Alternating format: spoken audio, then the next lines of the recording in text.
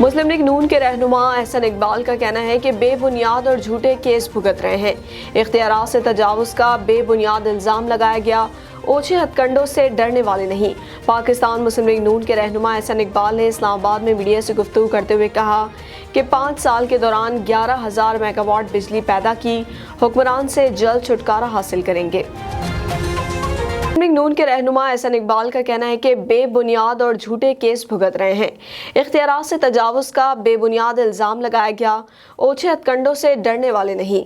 पाकिस्तान मुस्लिम league नून के रहनुमा एहसन इकबाल ने इस्लामाबाद में मीडिया से गुफ्तगू करते हुए कहा कि 5 साल के दौरान 11,000 मेगावाट बिजली पैदा की, हुक्मरान से जल्द छुटकारा हासिल करेंगे। उधर मरियम औरंगजेब का कहना था कि 18 मार्च को ही डस्का में फिर अवामी मैदान लगेगा, अब इन्हें भागने नहीं देंगे। नून लीग एक बार फिर सुर्खरू होगी, हुकूमत को हर महाज पर शिकस्त देंगे।